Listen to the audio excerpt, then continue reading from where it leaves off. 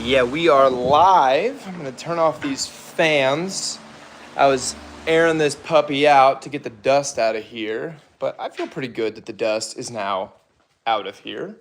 Gonna wait for the people.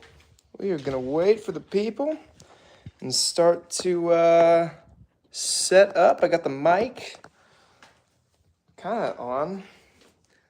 The McCoy's bandana. McCoy's sponsor us. Jeez, look at that hair today. That's not good. That is not good. All right. Oh, we got somebody. We got somebody. Ooh. Just got a text. No, I have not done that thing in that text, but I can do that in the middle of the stream. I can do that. Well, that'll be fun. That'll be fun. Okay. What up, dude, in the stream? I don't know who you are, but welcome. We're going to get going in just a second. I'm currently just kind of getting things ready, waiting for people to start coming in. Let's get that shut. Get that right there. Oh, yeah. Big squee. No, big squee. I do not have that thing ready, but I have a plan for in the stream. I could even try to work on that right now while we're waiting for people.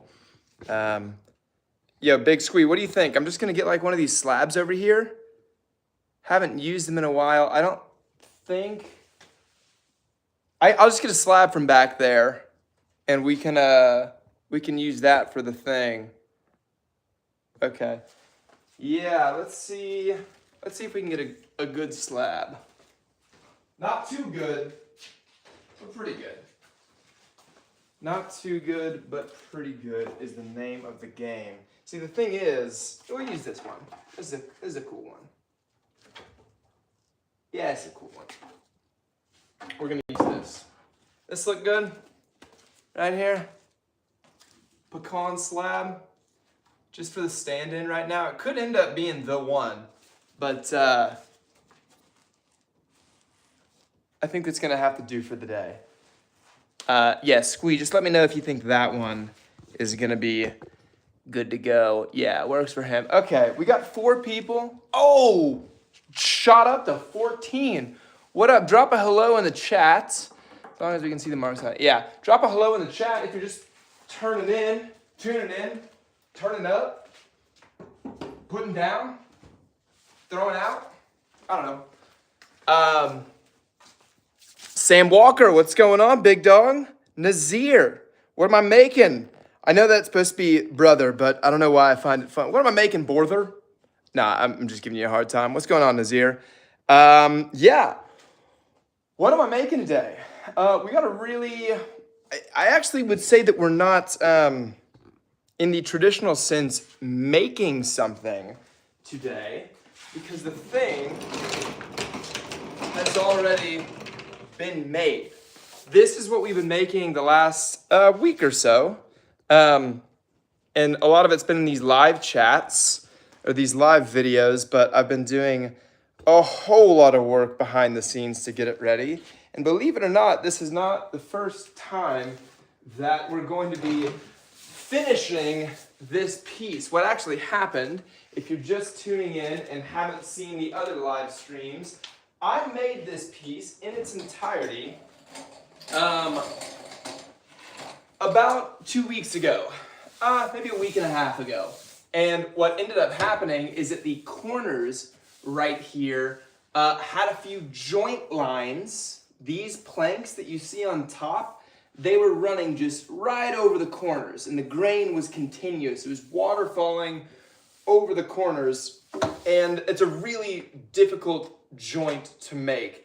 And I did probably about the best that I could have done. You know, if I had the opportunity to do it again, maybe I could have made them like 5-10% better. But for what I knew, I did them the best that I was able to. And the issue is that the original ones had, here they are, they had some lines that you could see in between the joints. You see these guys? These are the actual joint lines.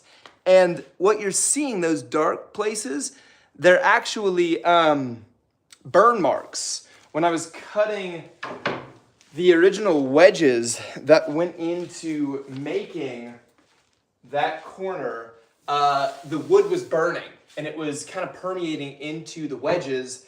And so you could see the joints pretty bad. Not too bad, actually. It was minuscule, really. But the person that I have been commissioned to make this desk from, rightfully so, wanted that to be addressed. Unfortunately, the only way to address it was to completely cut out the old corners, put in new corners that I had to make from scratch. So, to answer the question in a really, really long-winded way, what are we making? I have already made this piece in terms of the woodworking. Now today, we're going to be applying a finish to it. That is what we're doing. Mr. Biffix, welcome to the chats. Nazir, thank you very much. I appreciate it. This was a gnarly desk. I was actually very surprised with how difficult this one turned into. Chris, I appreciate it. Yeah, it was a really tough build, but I really appreciate you saying nice desk. What do we got? Barlight Broker. What's up? Yes, Sam Walker liked and sub. Had a great weekend. Aggies and Cowboys won. Okay, yes, fantastic. I'm very happy for you. I'm a Cowboys fan. I actually am a UT fan, and we looked very bad.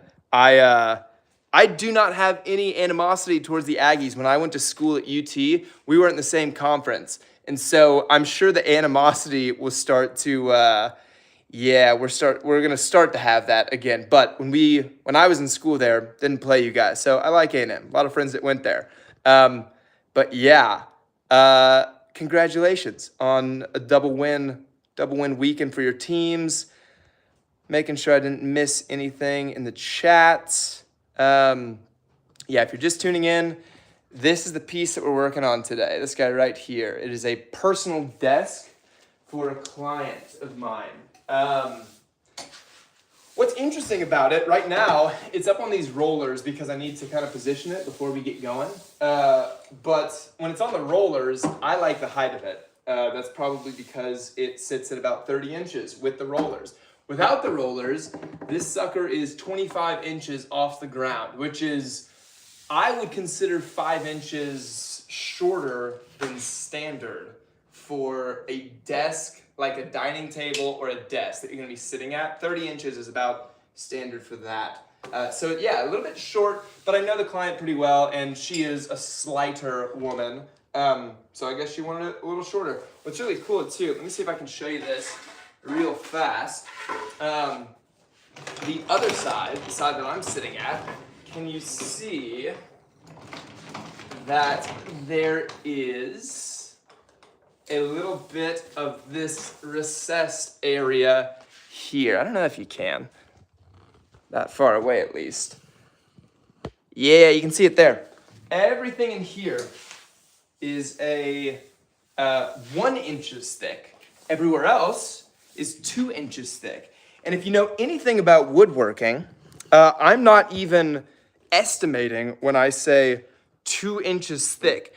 The wood is 2 inches thick, which again, if you know anything about woodworking, you know that is very difficult to do because wood, when I get it from the lumber mill, I can get it in either 4/4 thick, which is about 1 inch, 6/4, about 1.5 inches, or 8/4, which is about 2 inches thick. But when you get it from the mill, it has saw marks on it, it's rough, it's not nearly that smooth.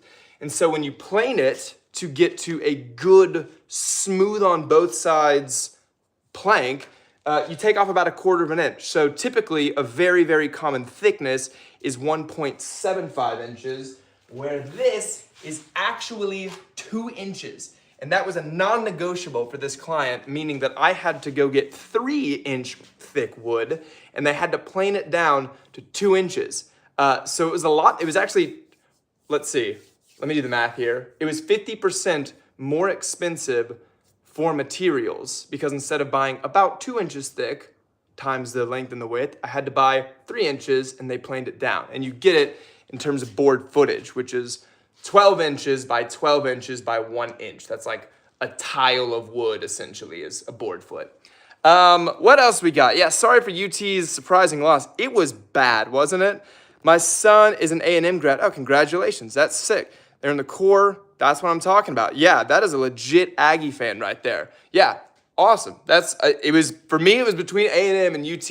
I am a longtime Austinite, born and raised here. So that was a big part of the decision to come to UT, but both are fantastic schools.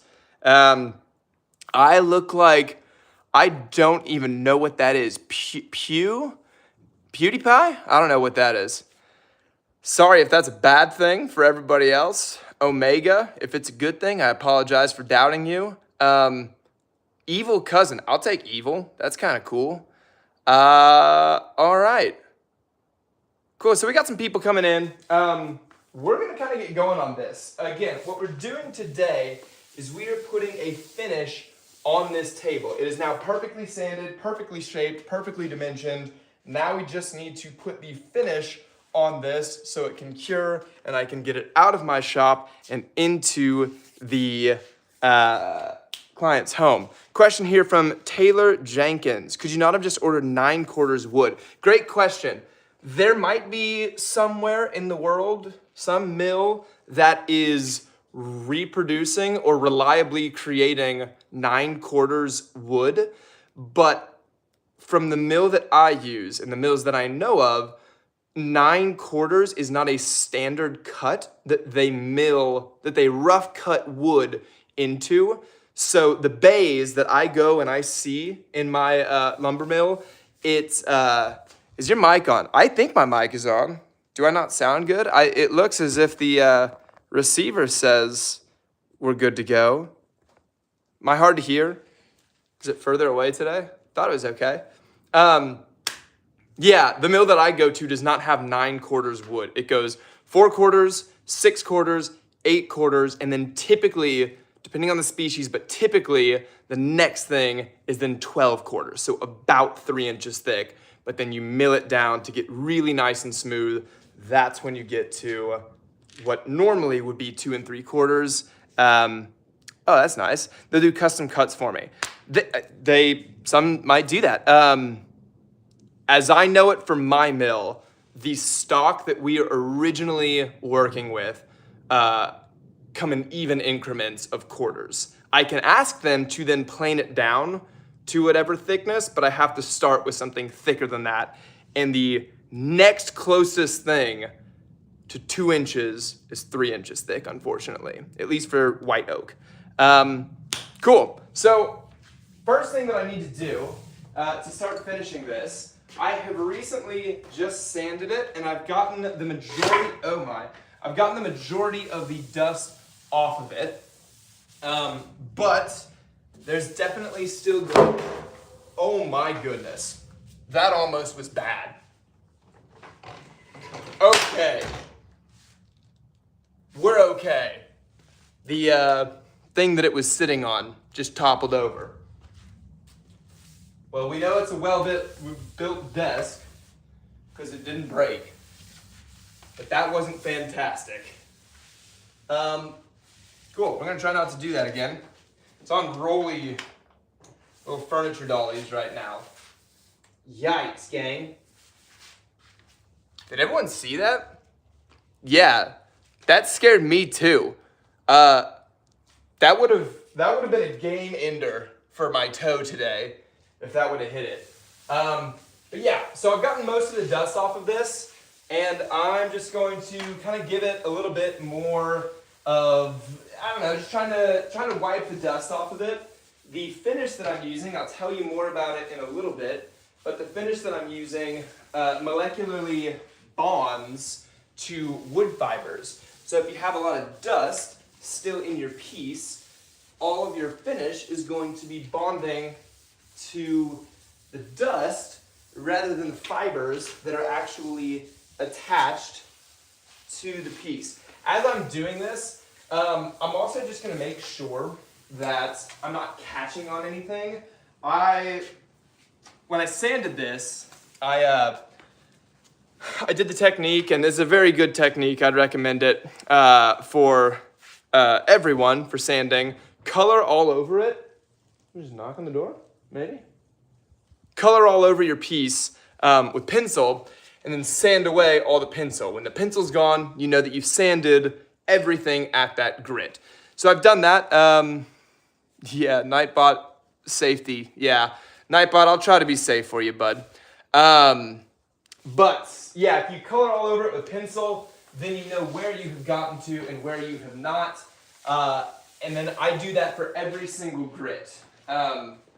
So I feel very, very confident that this thing is sanded exceptionally smooth, but can't hurt to just feel it one more time to make sure you don't have any weird fiber that got out of line or something like that. I do feel one tiny spot right here that, I don't know, it's probably not even anything. It might be more of a visual oddity of the wood, but I'm going to address it just because I can. It's just right on the edge, and the reason I'm going to address it is because this is where she'll be sitting, and so I really don't want to give her any reason to find fault with anything.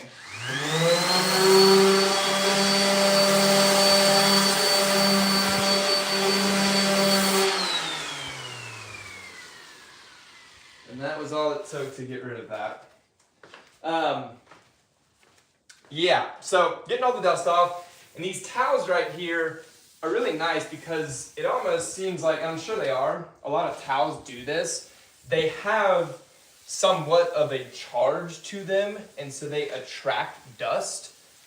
So when I'm looking at the towel after I'm wiping it, like I'm getting off a lot of dust. Even though I can't get anything off with my hands, I'm getting off a lot of dust with these guys.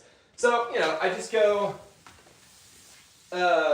over it once, get a new towel, go over it that way, try to go different directions to try to pick up dust in any way that I can. What we're going to do when we start to finish this thing is we're actually going to finish the underside first. And then once we finish the underside, we will flip it over and we will hit the top side. So what I'm doing right now, I will actually end up doing again, just to be sure that no dust got on it as we finish the bottom side. And if you're just tuning in, this is a table that I've actually already finished before. With the same finish, with the same technique. These were the old corners that weren't quite up to snuff for this client. So took out these corners, took off all the old finish, and put in new corners, sanded it smooth, and we're refinishing it today. So the first thing I want to do is flip this guy over so that it is belly up. Let's make sure you can see this bad boy. Oh, Seattle Woodman, what's going on? Good to have you in the chat. Did I miss anything? Yeah, I thought it broke at first. It did not break. It fell off of, it's hard to be a weatherman here, fell off of this. I had it really, really close to one edge so that I could sand the bottom of it and not hit anything.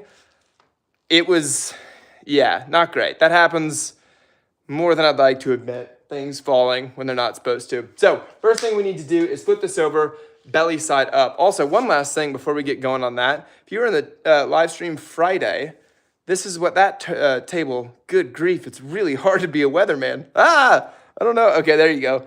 Finished this on Friday, or at least glued it together. The glue up came out really, really nice.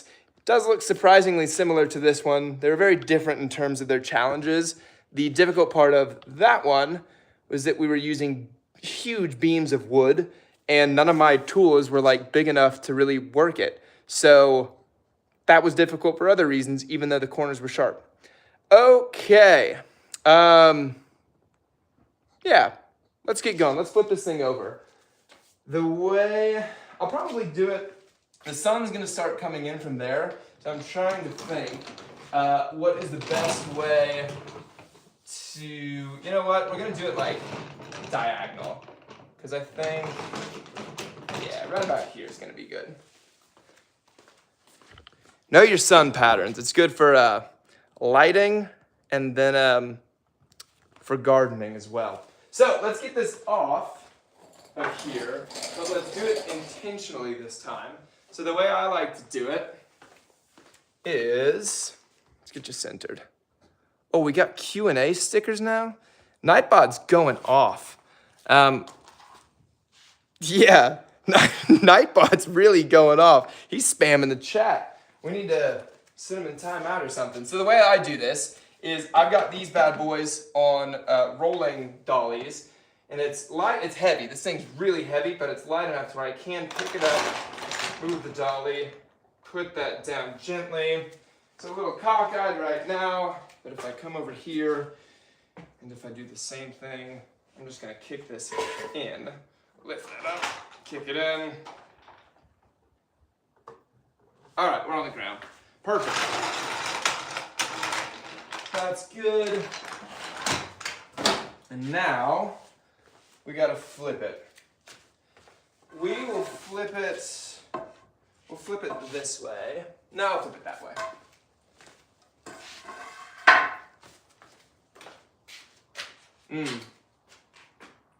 Yeah, it'll be all right. Move just a little bit more.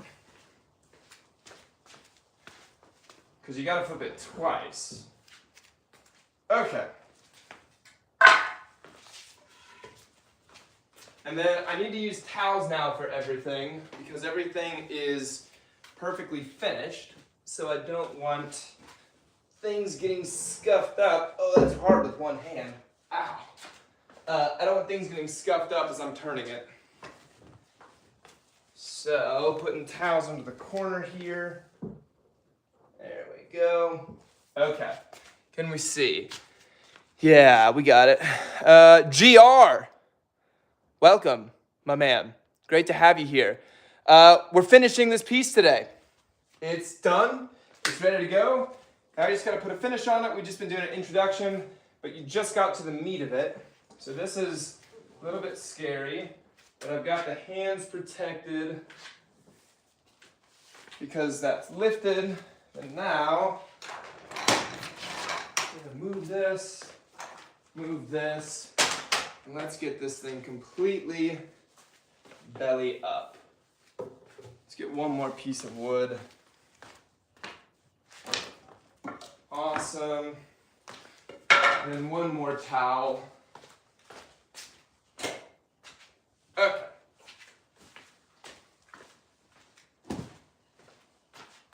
Cool. And this should be pretty easy. Oops. All right. We are now completely belly up. Sweet. Yeah, so we are going to be using a finish today that is called Rubio Monocoat. I don't know how many of you have heard of this. This is now pretty much the only finish that I use. There will be certain occasions where if I'm using or I'm finishing a piece that is not what I would consider like elite, and I just want to use an inexpensive finish just to like throw some color on it, throw a little bit of protection on it, but I'm not like totally worked up about how perfect the finish needs to be, I'll use other stuff, polyurethanes or like, I don't know what else. But for everything that's like a nice species of hardwood that I need to have an elite finish, this is what I use. What happened is originally there was an interior designer that said, can you make us this piece? And we want you to specifically use Rubio Monocoat. That's the first time I ever heard of it. I used it once and I was like, I don't know why I ever used anything but this to finish really nice pieces. The reasons that I like it so much, number one, is when you put it on, for me, I've had a 100% success rate for how well I apply it. Like, I don't know, I'm gonna just move the camera while I'm talking about it. You can see what we're finishing. We're finishing this. I don't know if you've ever had experiences with like polyurethane where maybe the temperature is too hot or maybe it's too cold and now you have streaks, or you apply it too thick or you apply it too thin and it feels tacky or sticky, or you didn't get adequate coverage. How many coats do you put on? With this, the application, as you will see today, is actually quite simple. That's number one. Number two, when you do it like you're supposed to do it, the next day is perfect. Like, you can't feel it. You can feel the wood. There's nothing on top of the wood. It feels really, really professional. And I think that when you're trying to make more and more professional things, the number one, like, check mark or X mark that yes, it's professional or no, it's not professional is honestly the finish of it. So I have found that this is remarkably professional in terms of the finish. There's no streaks. You can't feel it. It's very smooth. It's not rough. There's no tackiness. It's very professional to finish. As the name would imply, it only takes one coat, mono coat. It might be backwards for you, but Rubio Monocoat, one coat. That's another good reason that I like it. And then the last thing is they have a whole lot of different colors. This is a really light kind of white color to almost kind of make it look bleached, but they have, I don't know, 30, 40 colors, and they all range significantly. You can have them, some of the colors are just pure. It doesn't add any stain to the wood. Some of them are light, where it dyes the pores or the holes a little bit lighter. Some of them are dark. There's stuff like green, there's stuff like red. It's actually, there's a lot of colors, and the stain and the finish are in one. You don't have to do both, it's just one. Yeah, those are some of the reasons that I like it. The knock on it is that it is more expensive than other finishes, but it's because you're paying for all those things: the ease of application, the professionality of the finish, and the durability of it. It's very durable. That's, I guess, the last thing that I didn't mention. Love it in terms of durability. What I will say is that, like McConaughey when he was driving the Lincoln, and he says, "I've been driving a Lincoln long before anyone paid me to do it." Same with this. I just looked it up actually. I've never even posted it anywhere, but I was like, well, I'm gonna be talking about it. I might as well look it up. I actually have an affiliate code with this, and it's in the chat. So if you use it, you get a discount on it. I don't know how much the discount is, 5%, 10%, something like that. And again, I used this long before anyone gave me an affiliate code, but I reached out to them and I was like, hey, I sing your praises all the time. What are we doing? So I looked it up today and it's in the description. So if you want to try it, give it a go, and hopefully it'll be a little bit less expensive if you use that. They have different amounts too. But that is Rubio Monocoat. It's a two-part mixture. So you just do 3 of these and 1 of these, or 3 parts to 1 part. And this really all it does is just speed up the curing time. I think you can actually do it and get all the durability and all the color without the accelerator. They have other different finishes too for various things. I have only ever used, it's called Oil Plus 2C. That's it right there. So that's me yapping. Let me see if, what do we got? Can you reverse the mirror of the camera? I don't know if I'm able to. What happens if I click this button? Oh, nope, that's outside. I do this so that I can read the chat and I don't have to go back and forth. Let's see. I think that's it. Anyone else? Yeah, no, the stream is not directly sponsored by Rubio Monocoat. They have no idea that I'm making this right now. I just looked back, I think it was like 2 years ago in my email chain. I was like, oh, look at that. I do have an affiliate link for this. So you can get a little bit of a discount. I am a disciple of this stuff. I really like it. Yeah, so I'm going to show you first how I actually mix it. It's really easy. Sorry, I just hit my foot on things. So I have my extremely professional table right here. This very high-end mixing table, as you can see. And I have very, very high-end supplies. We got cups from HEB, my HEB, with which if you don't live in Texas, so sorry, but HEB is the best grocery store in the world. And today, I'm gonna be using a color called Smoke 5%. And again, this stuff is really light colored. It makes the main color of the wood actually pretty similar to the color that it is raw, but the white gets into all the pores and all the grain, and it like highlights the grains in the pore. The grain and the pores. So really cool. The way that I do this is get like a screwdriver or something, and I'm gonna use the newer one. Yeah, they're both the same. Shake it up. You might stir it to prevent bubbles. I've never had an issue by shaking it. That might be cardinal sin number 1 of wood finishes, but I've never had an issue with it. So I've shaken it up. Color's now mixed. Open it up, and remember, this is the actual stain and the finished part of it. So it looks like chocolate milk, a very lightly chocolated milk. And the other part is this. This is the accelerator. All this does is speed up the cure time. Don't think you really need to mix this up. There's no color to it. And for whatever reason, sometimes they change the design of their cans. And I think it's in an attempt to make them easier to open and more like surefire closed. Sometimes, I don't know. Recently, I've had issues opening it. I mean, if you just keep kind of prying it, you're gonna be okay. Let's get you in a little closer here. And you guys are even seeing kind of the elevated level. Typically, I just do this on the ground. So at least I even have a table today. But really easy.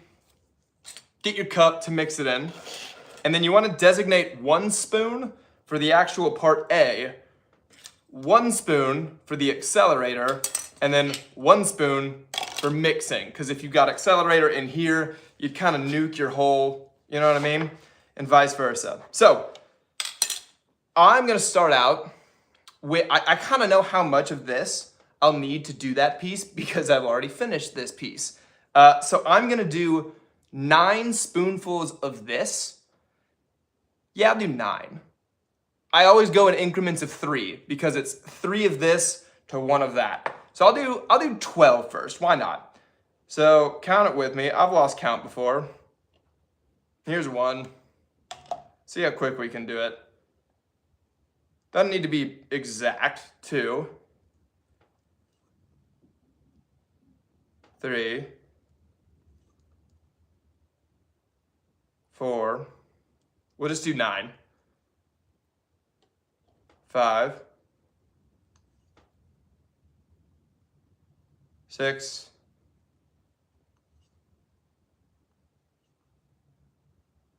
7,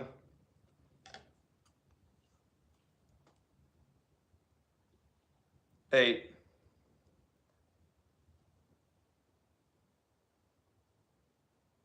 9. Okay.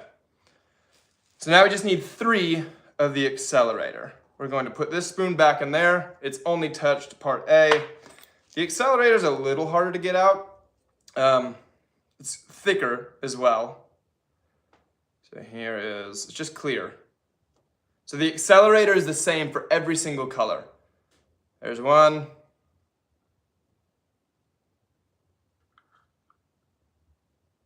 Here's 2.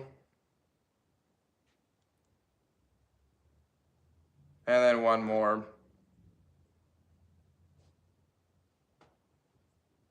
There is the 3. Okay. Everything is in there now that we need, which is great. You can use other methods to evenly measure all of that.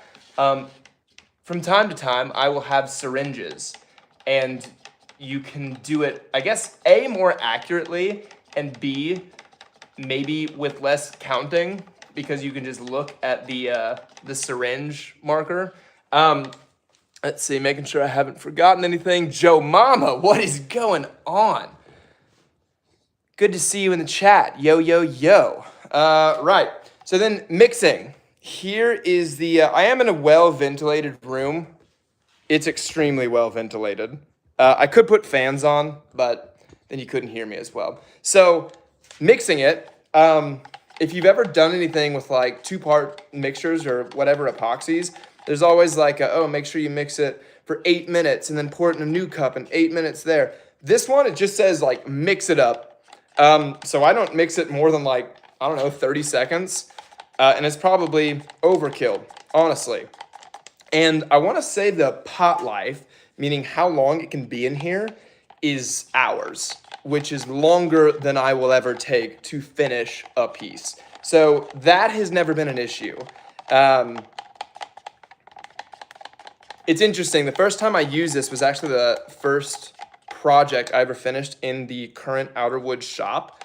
And so it has like a nostalgic smell. It smells good. Not like a, sniffing wood paint or wood thinner good, but like it smells like you're doing high quality stuff. So I've mixed it. Okay. That's probably good. Now we're on the underside of this table. Also, it looks like maybe there's a confusion with the affiliate link. I really don't know what the affiliate link does, unfortunately. I apologize for that. I've never posted it anywhere. So hopefully it even works. And I don't even know what working means. But if nothing else, it has my seal of approval for it's a very good finish, and it's going to make your pieces look extremely high quality and professional. Okay. I've already wiped off the top of this, if you recall, with paper towels. So I'm going to do it one more time to the underside, which just is getting all the dust off. The underside, there's kind of, when people are making tables,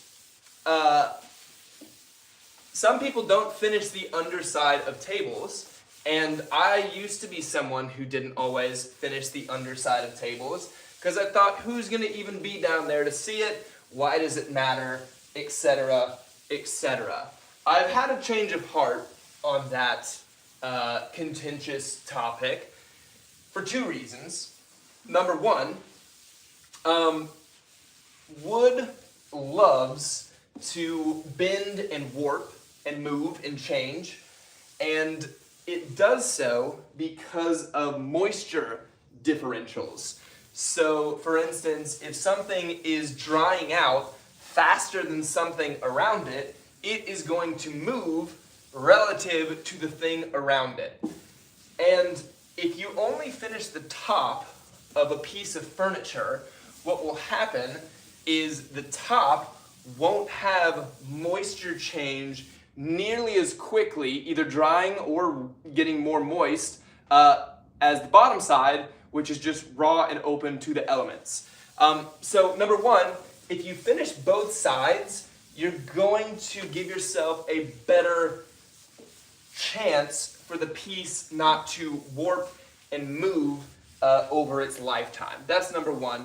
Number two, I have had a change of heart in terms of thinking it's worth it purely for it looks more professional that way.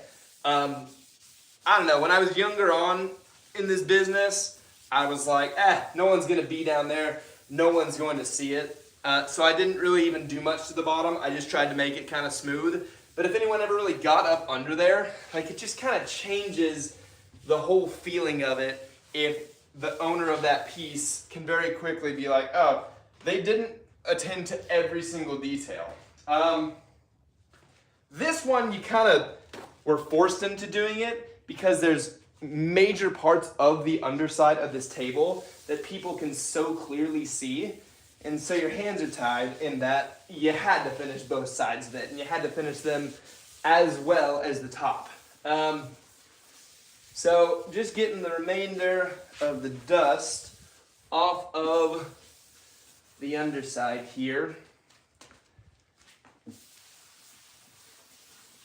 Now, having said that, I will admit there are parts of the underside of every table where I'm not worried about it being as pristine and literally perfect as the top side.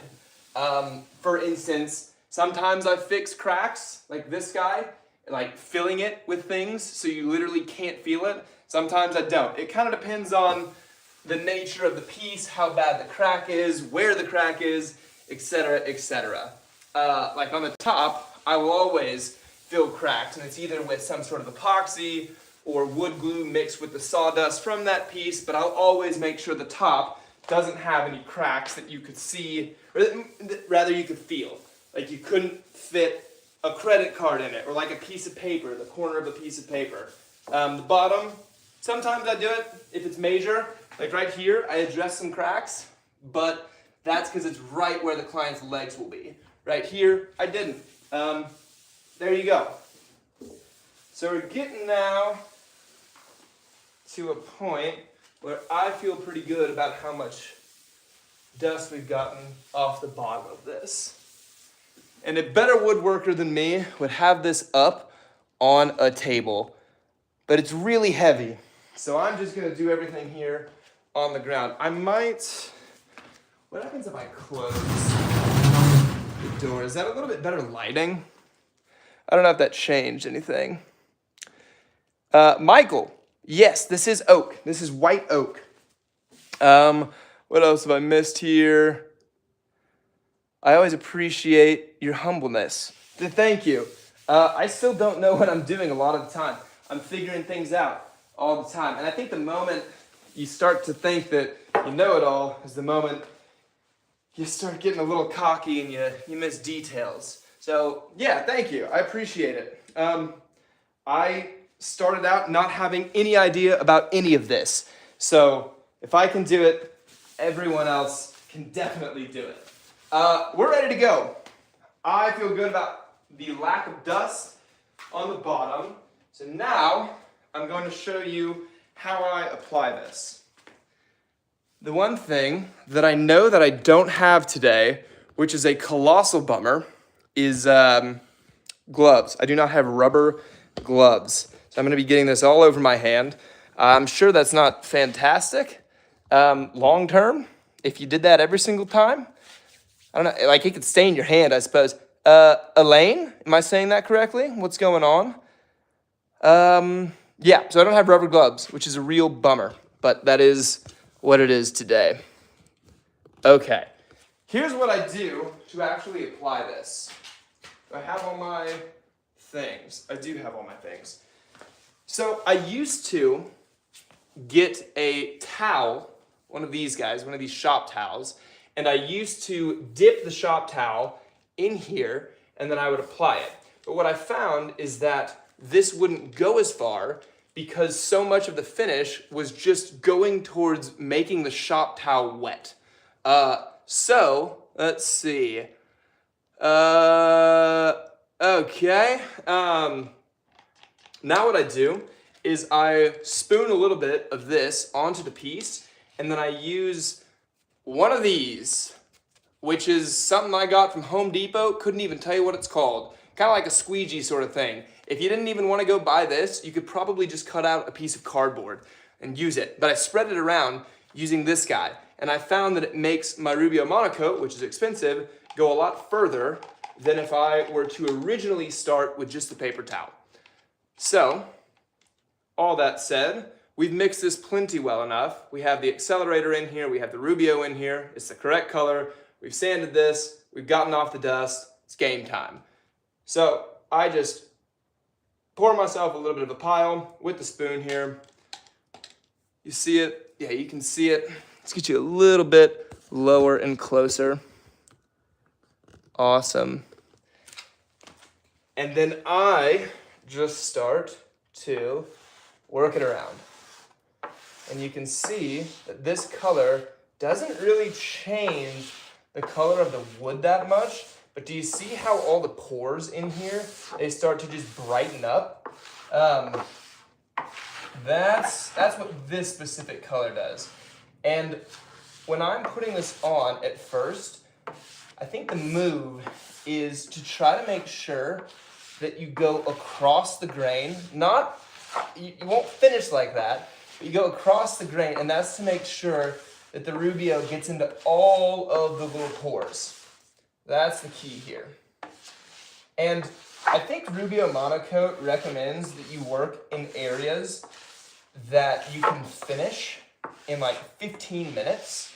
I don't know, I don't ever get too worried about that because, and this is another really nice part about this finish that I didn't even mention the first time. I don't know how many of you guys have heard of a concept called lap lines. Anybody? But lap lines are when you are trying to put some sort of finish on a piece of wood. And typically it's a lighter colored wood with darker colored stains or finishes. And what happens is if you leave a really big wet, area or glob on the piece of wood, and it's a really sharp line to the end, when you come back and try to extend that line, you'll be able to see the line in the wood no matter how much more finish you put on it. It's called a lap line. It just it's not good, it's bad. It just shows where you were in that section before you kind of went on to a new section. Rubio Monocoat totes itself, and I agree, I haven't ever had a problem with this, on not leaving lap lines, meaning that you can work in a section, and then when you start the next section, you can't see the two sections, like one where one started and one finished. So I've kind of spread things around. I'm gonna go a little bit further. I'm gonna see if I can kind of get most of this bottom area done. We still have plenty of time in the 15 minutes. The finishing, so here's how I know I like it so much. When I used to finish things, I actually used to get nervous for finishing because I was like, I don't know how this is going to go. I don't know how the wood will take it. I don't know. It was still a very unknown outcome when I would start trying to finish a piece. Now it's like when I've got to the Rubio part, I'm not worried about anything. I know that I've made it through the hard part. I know that Rubio's gonna do its job, and I just get to put it on and kind of enjoy it and see what it looks like at the very end. So I'm just spreading it around. And the cool thing is, it's impossible to put too much of this on.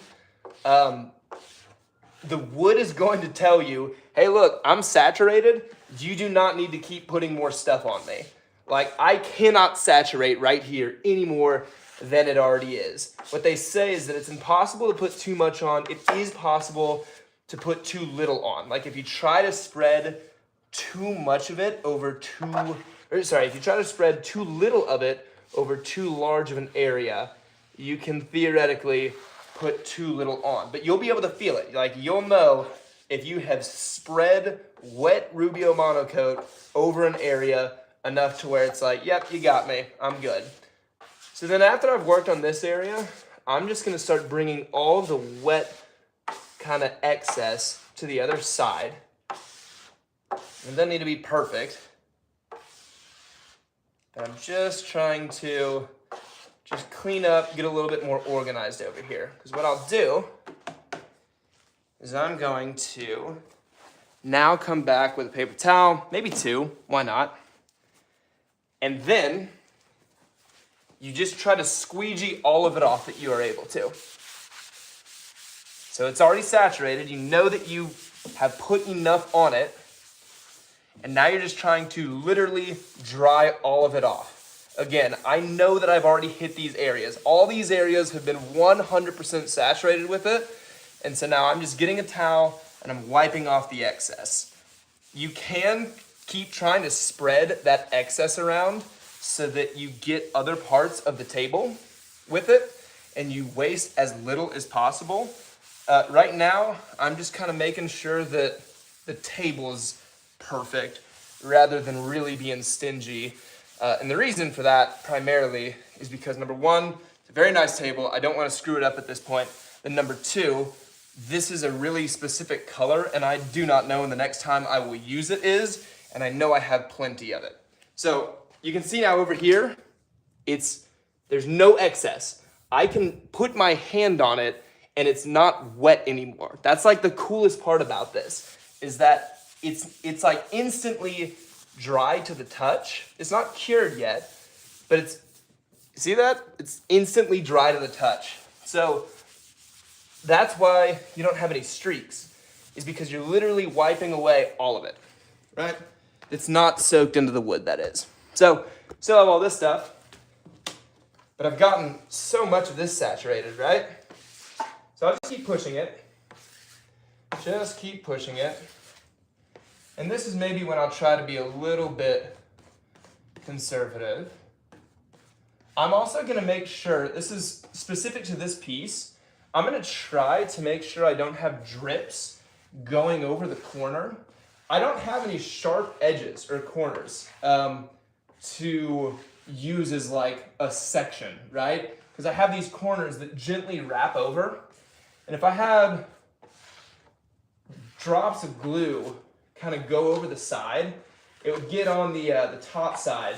And their claim about lap lines, I imagine, is only kind of as good as like if you left a drop sitting in one spot for longer than the amount of time they say to finish the section in. Like if you left it there for 20 minutes, 25 minutes, then you might start getting into territory where you could see a differentiation. I've never had that issue, but yeah, you just try to work in sections that are finishable within 15 minutes. And so I apologize if I'm missing things in the chat right now, because I do want to make sure, first and foremost, that I don't screw up this piece. And so again, I'm just wiping it off. I'm not worried about trying to make this go as far as possible.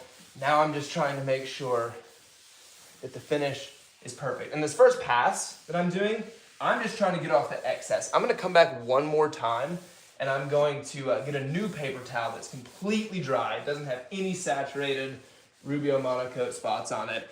And that's what I'll do the final kind of polishing. It's more like buffering, or buffing rather. You're just buffing out any kind of excess monocoat. So all of this surface right here is now done. Now you can see I started working up here. The technique that I kind of use for it is I will get a little bit, I'll take my cup, and I'm gonna pour a little bit onto this guy. I've made a mess here, so I'll have to clean that up. And then I'm just gonna start kind of working it up like this. And if you do this technique, you'll start to get more and more skilled about like how steep to leave your squeegee so that you're still getting the Rubio Monocoat on these vertical parts, but it's not so much that it's dripping down. And again, I'm trying to just saturate everything that I can.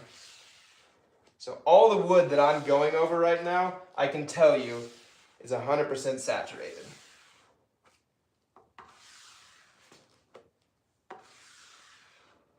Okay. And then I will take still this guy, and he's a little damp right now. He's what I've gotten all the excess with, or all the excess off with for the other areas. So I can still kind of smush things around and make sure that everything is in fact 100% saturated. This is when I'm gonna do more of the across the grain action here to make sure that the monocoat is getting into all those pores. Again, this white, it's called smoke 5%. It's very light colored. It accentuates the actual pores in the grain, makes them very bright. So now at this point, all of that is like 80% dry. But then I will get a new towel one of these. Let me make sure I haven't missed any major comments here. Yeah, will I use it on the part that touches the ground? Yeah, I will. Right on. Flame torch on oak. I'll get there in a second. Thomas, what's going on? David, what's going on? Okay, nothing crazy that we've missed in the comments. So what I'm doing now, and I'll get to the technical questions at the end, because again, right now I'm just making sure that I do get a nice finish on this. Now I'm coming back with this new towel, and I'm getting off as much as I am able to. And you don't have to put a whole lot of weight into it. I think it's more like the number of times you hit it with a dry paper towel surface rather than how heavy your arm is when you're wiping over it. And you can do circular movements. You kind of at the end want to have the finishing motion going with the grain.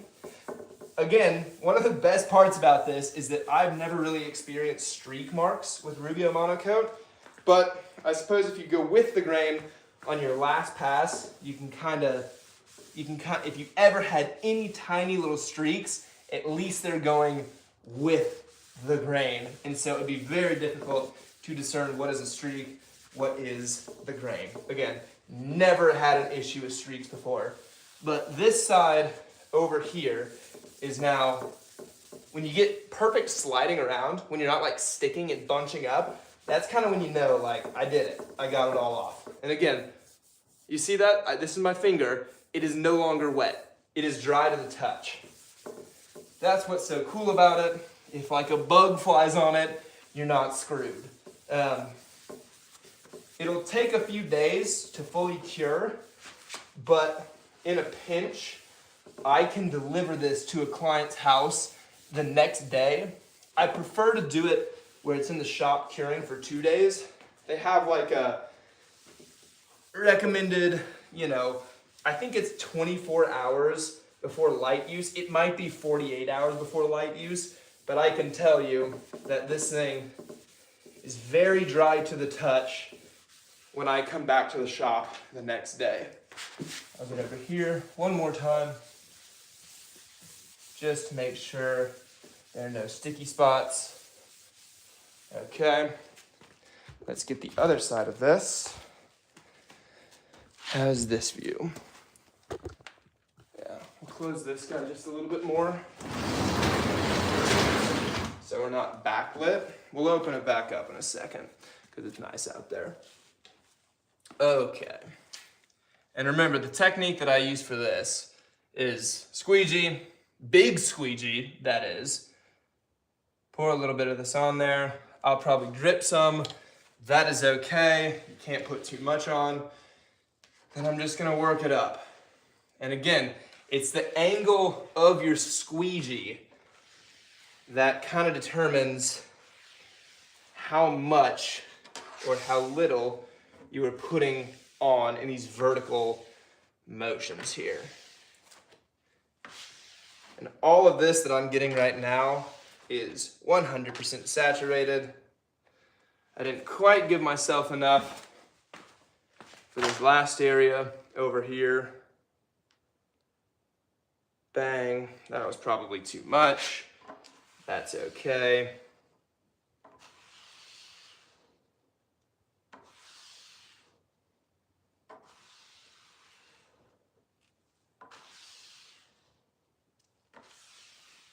All right. I feel very good about how much of that is on there. I'm going to use one of the towels that I've already used before because I know this corner, I don't know if I got it all. What I'm gonna make sure is I can spread around that excess before it all soaks into the rag because the rag's already a little bit saturated. So now I feel good about how much is on this corner. Get some of these little spots. But the corner is now very saturated. And all of this, I'll hit it one time just going across. Right now I'm just kind of smearing it. I can feel that. I can feel that it's sticky and it's grabbing. So I know I've got more buffing to do on this, but I've gone across the grain, so I feel confident that the monocoat is in all the pores now. Okay, excellent. So at this point, yeah, it's like 80% dry. And I will get a new towel. And the goal here is just to really wipe the rest of it off. It's not grabbing anymore. Go side to side a few more times, but it's feeling very, it's not slick, that's not the right word. It's just smooth and frictionless. You don't want friction. When there's no friction, that's kind of how you know that you've buffed off the correct amount. So I'm looking at the bottom now, and the only area maybe, I recommend having really good lights when you finish anything. If you have good lights, good lighting, that's when you can see the streaks the best. The nice thing is with Rubio Monocoat though, is that you can feel where you haven't buffed. Because if it's this really smooth, like it feels glossy. It's not visually glossy, but it feels just smooth and effortless. Now, to pass this dry paper towel over all of it, which means I think we are now good to go on bottom. And I don't know how long it's been, but if I were to guess, that was probably about 15 minutes or so on bottom. And I'm just using kind of the excess to get the feet here. That's gonna do it for me on the feet.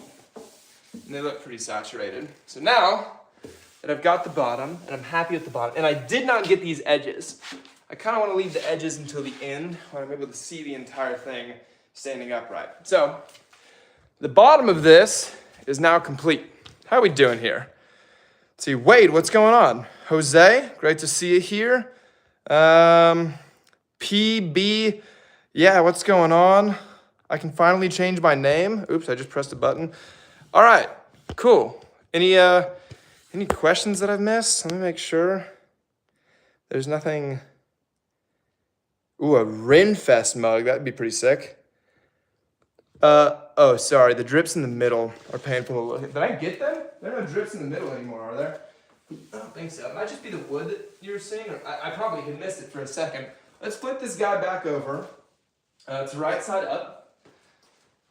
I'm going to do one more little inspection to make sure there's nothing glaring that I missed. I think we're good. So I'm going to just flip this back now. Okay. And again, this Rubio Monocoat's great because I'm trying not to touch the bottom of it, but it's already like relatively dry. Got any shop organization tips? Leroy, my friend. I am not the expert of shop organization.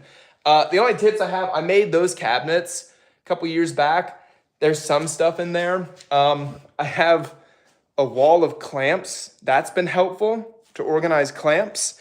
And the only other thing that I could immediately just tell you right now would be as many things as you can put on wheels. So like your table saw, put it on wheels. Your, whatever, put it on wheels so that you can always change where things are.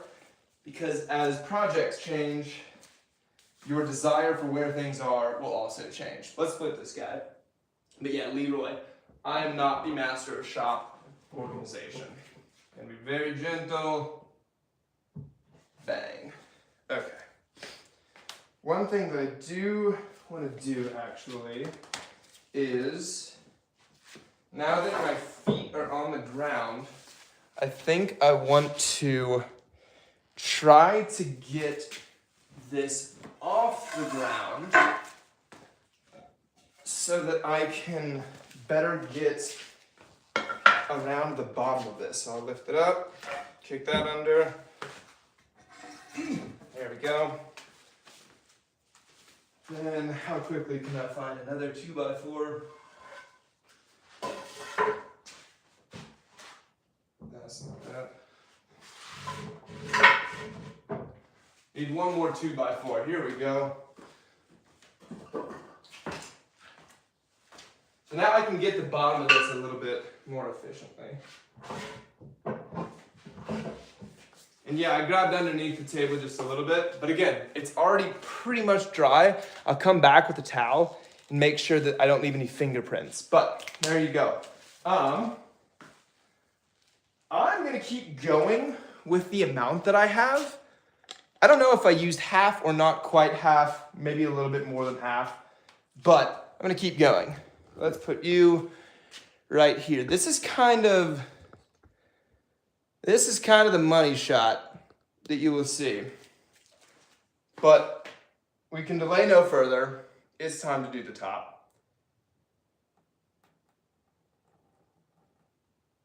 The nice thing is, big flat surfaces like this, even though it is the main part, you would think the hardest part, this is unequivocally the easiest part of the whole staining procedure, because there's nothing, like on the underside, I had that kind of recessed area, so it's hard to get to all the surfaces. This is super easy, super fluent. For the edges, if you can see over here, let me see if I can grab a little bit. Depending on how steep your angle is, you can kind of throttle how close the bead of finish gets to the edge. I don't want the bead to be close enough to where it actually starts rolling over and kind of dripping off the side, because that's when you start having little blemishes and everything.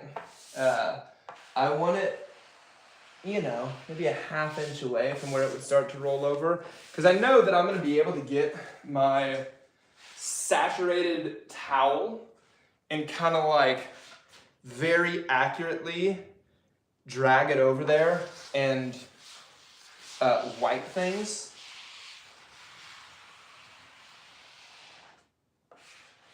Everything's looking wonderful. I'm intentionally not getting the corners yet. I'll try to get a better view of the corners when we actually get there. And I'm probably going to, for the most part, wipe the top dry before I do the corners. Kind of thinking about those 15-minute increvals, like what section can I finish in 15 minutes? And I like to go side to side. If you're just tuning in, oh, I got it around the corner.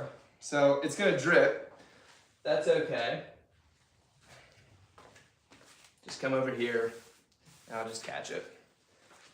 I will at the very end, when I'm getting all of these sides, I'm going to make sure that I go underneath as well, so that I don't have any overhanging drips. Is that a stalactite or is that a stalagmite? I do not know. Going side to side, making sure the finish gets into all of the pores. And I do have too much of the finish for the top. That's all right. Gonna drag it all the way to one side. Oh, we got another little spot. All right, I got too close to the corners and now everything's leaking over it. But the good thing about Rubio Monocoat is you really don't have to worry about things happening quickly. You have time, which there are some processes in woodworking, like a glue up or like an epoxy pour, where you don't have time. If things start going weird, if things get weird, it can get bad in a hurry. So yeah, I'm going to get most of this now 80% dry. And I can start using this slightly saturated towel to wrap over the edge and get those nicely curved radius edges. Just trying to get this mostly dry. It won't get all the way dry. I'm probably gonna come back and actually do, like dip a paper towel into the actual finish and then kind of like really work on all the corners or all the rounded edges. Man, that looks so good. Okay, let's get you to a better view here of the corner. Okay, trying to get no glare. How is that? You got any questions? What happens if you no-go with the grain? Well, so I try to go a mixture of with the grain and against the grain. So originally I'm going against the grain, and that's to try to get all of it across into all of the pores. But then when I finish it, that's when I go with the grain. We're gonna try, I should probably get a paper towel. I'm just gonna start leaking. So now these corners, they're not quite as intuitive. You can just kind of drag some. I don't think this is gonna look as elegant as when I was doing the top. But as long as I'm getting the monocoat in all the cracks, I think we're gonna be good.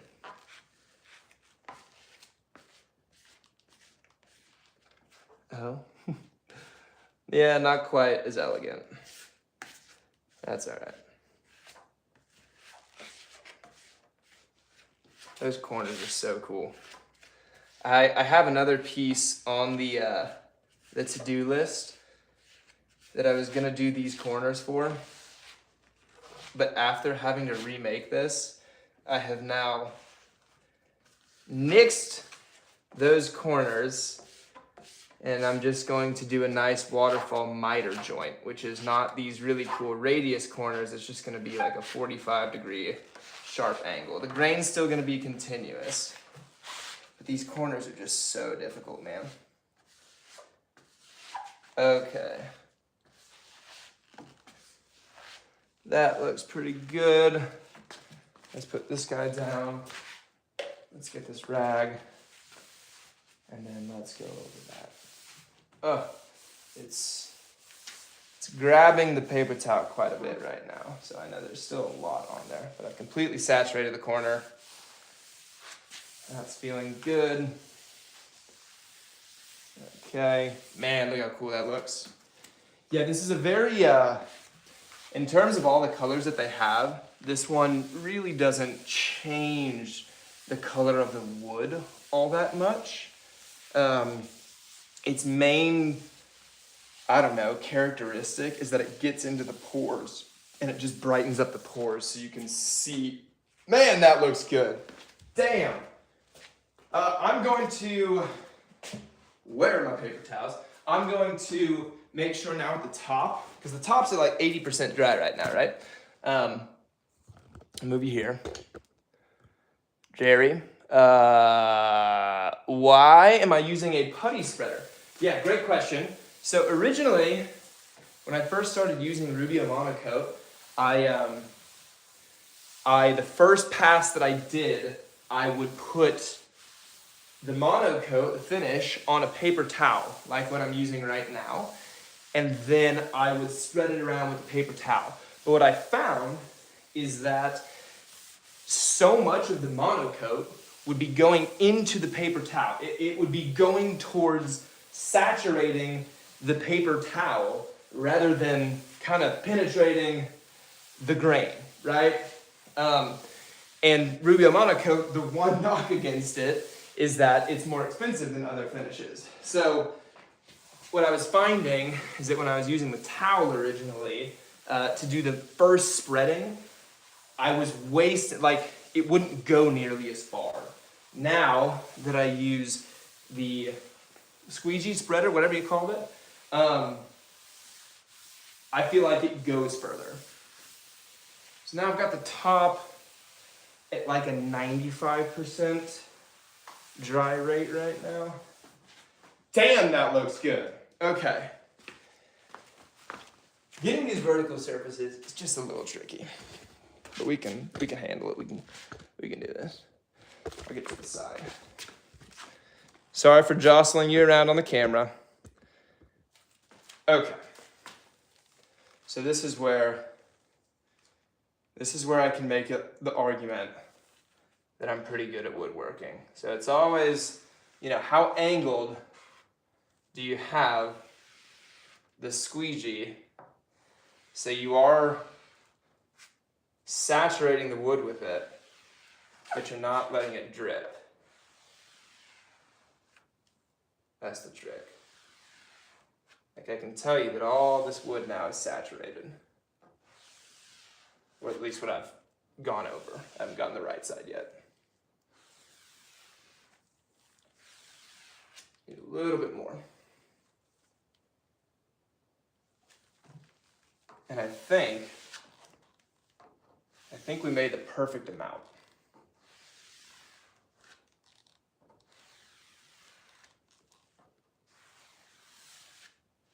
Because we have the other side to do, but that's okay. And we have the curved edges. Can't forget about those. I don't think that's going to take very much.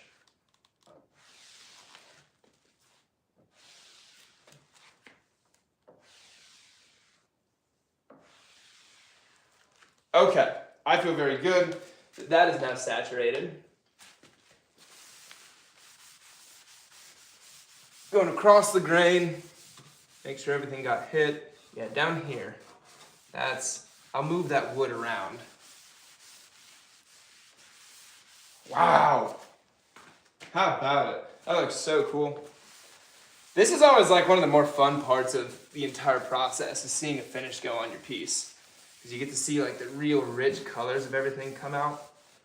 I do feel as if I wiped too much of it off before let me make sure this bottom like quarter of an inch is saturated. Looks to be.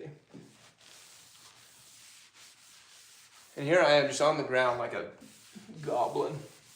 Again, if you were a better woodworker than I am, maybe you would have set this whole thing up on a nice workbench.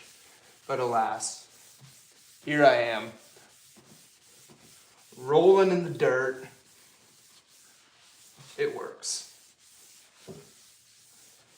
Other than that time at the beginning, whoever was here when I almost literally cleaved off one of my toes because this thing fell off the stand that it was on. Okay. That's looking very, very good. We still have not gotten the rounded over edges. We'll do that at the very end. But that's looking real good.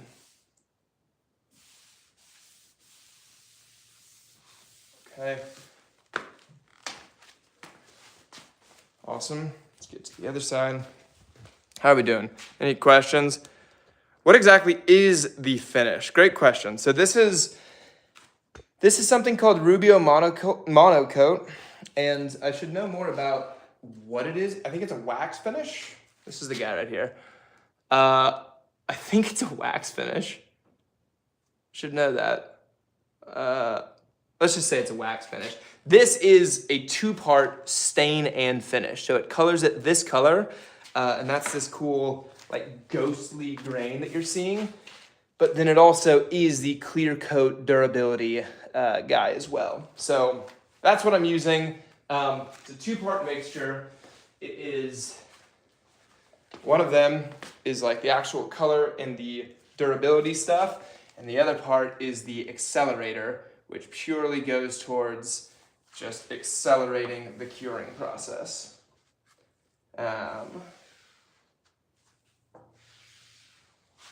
I hope that answered your question. I'm pretty sure it's a wax. A hard wax is, I think, what they call it.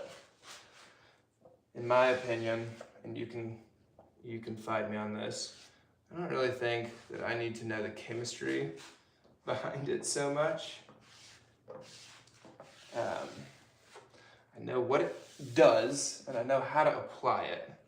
And so that's where I kind of like, yeah, I got it right. Oh, and I haven't done this corner, have I? Make sure I don't forget to do this corner. Yeah, there are probably some like old school woodworkers, maybe even not old school, just like real, solid, classic woodworkers who will know everything about every finish, and they'll go their whole woodworking career saying, okay, if I'm using mahogany and it's this cold outside, I want to use a mineral oil mixed with a 15% lacquer because it really brings out the rays and the edge grain of the, you know, there are people who go that hard. I'm a one-trick pony here with the Rubio Monocoat. I like it. It works. I know what it does. I know how to put it on. There we go.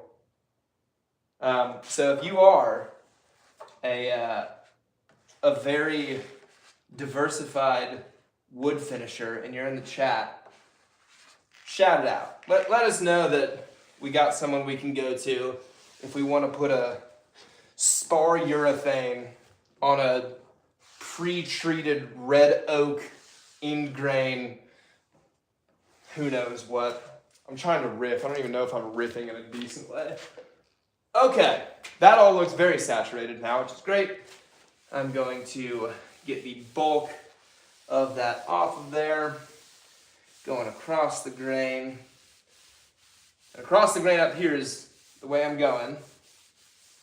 Then across the grain is this way on this bottom part. Make sure I get the bottom. Okay, that's now 80% dry or so. We will get a new towel. We'll get an old almost dry towel.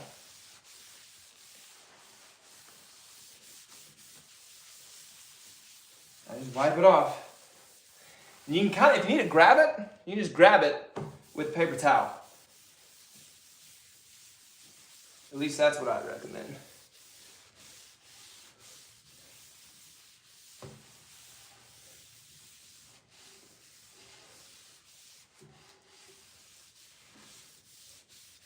Okay, we're at like 90% dry. It's looking very good.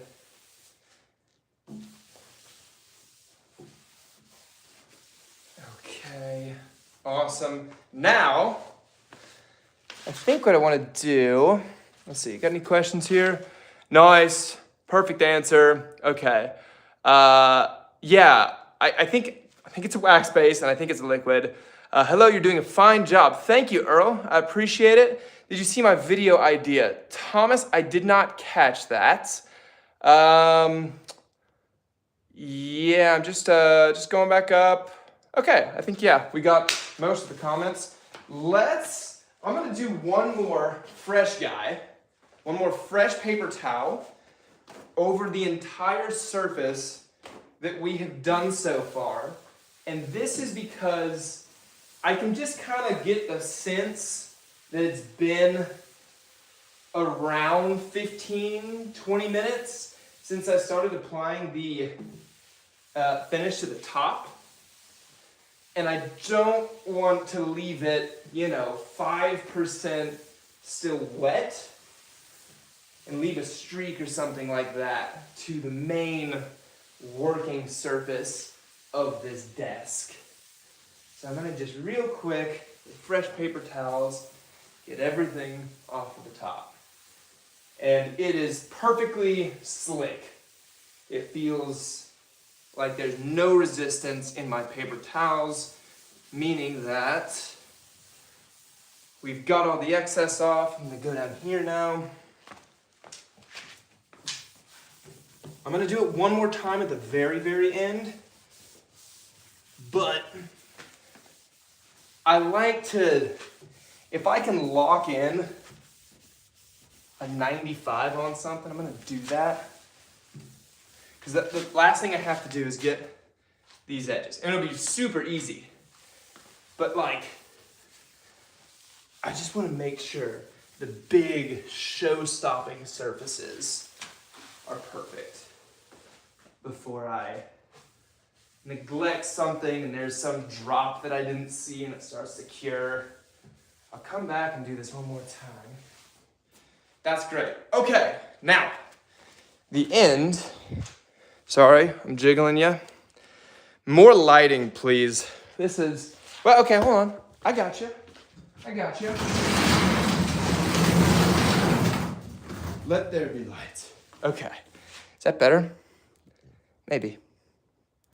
All right, Charlie, what's going on? So the last thing we got to do is just get these right here. And I am going to find a paper towel, here's some, that are already very saturated from work that they've put in. This guy is pretty saturated. That way, when I put finish on it, the finish doesn't have to work to saturate this and then saturate the wood. We've already made progress on this.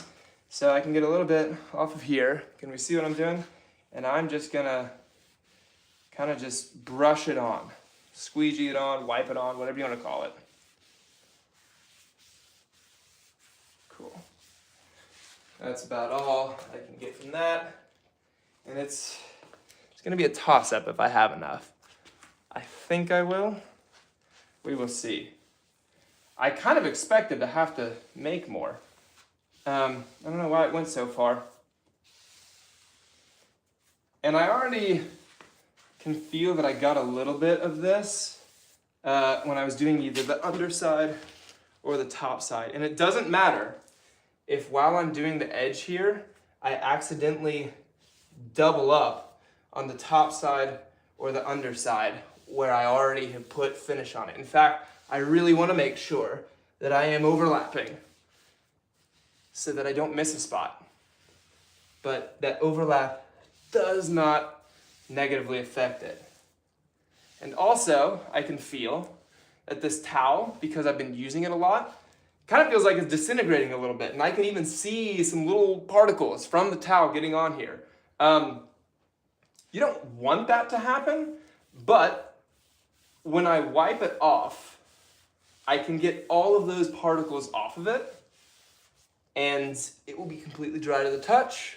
There will be no particles. You know what? I am going to get a new, or at least a newer rag, so I don't have as many particles. I'm not worried about that. It's not a catastrophe that that's happened. I'll just deal with that in a second. I'm just trying to saturate this edge.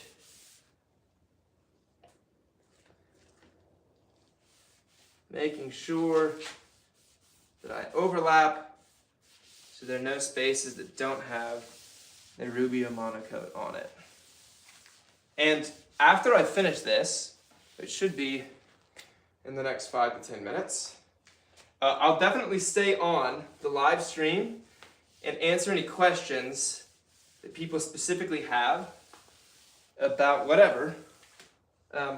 Hopefully it's wood finish related, because that's what we've been talking about. But if you have other questions, I'll stay on and I'll answer them, because I know that I've kind of been neglecting the chat more than usual, because it's just been so focused on making this good. And I think I'm gonna have enough, which is nice.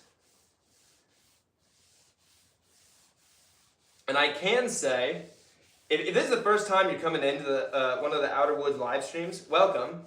Happy to have you here. But the other thing is that this piece, this is not the first time that I've ever put this exact finish on it.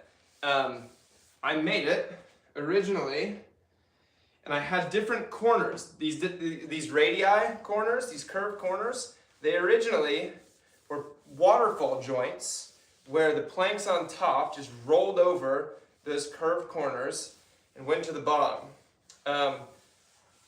Then what happened is the joints in between all the little wedges that made up those corners weren't quite perfect enough. And the interior designer that I was working with, who was kind of speaking on behalf of the client, him and I decided that the joints weren't good enough. I'd have to do them again. And I just got a little splash up here. No big deal. I just wipe it off. It's all good. I am going to, again, let's lock in a 95. I'm now going to wipe all of this completely off. Let's lock in that 95. So anyway, yeah, this interior designer and I agreed that the corners, as I originally made them, weren't quite tight enough. So I had to remake this piece, or at least remake the corners of this piece. And then take off all the old finish and put a new finish on. And if you're curious about how I dealt with that from a business and financial standpoint, which you might be, you might not be, I don't think I'm going to charge a cent for about an extra week's worth of labor to redo these corners. And you might disagree with me, but it's kind of on me that the first joints weren't perfect. It's not like the client had anything to do with that. I don't really think they should be penalized for me not doing a perfect job. I'll be frustrated about it, that's for sure. Ah! But they won't know that. I'll just come across like, yeah, happy to do that for you. It's great. It's awesome. Glad that I got to spend another week on this. But yeah, it's my fault. The corners weren't perfect, so that seemed fair and reasonable. I think the reason I'm bitter about it in my argument is that the first corners were not bad by any stretch of the imagination. The first corners were very good. They just weren't perfect. And it was an attempt to get the waterfall joint where the grain was perfectly continuous over it. Okay, that side looks precise. Let me check comments real fast. Certainly won't make that mistake again. No, I won't. Alice, thank you. Looks beautiful. I appreciate it. Charlie, thank you. Nightbot, locking it down. Okay, yeah, perfect. Got you a little bit better on the lighting there. Okay, cool. One more corner here. And again, get your questions ready because I will take a second after I finish this to just answer some questions, talk with the chat, see if I can help you guys out in any way. That's what we're here for. And miraculously, I think I'm going to have like the perfect amount of finish to get everything, which doesn't typically happen. I thought I was going to be woefully under. I thought I was going to have to remake some.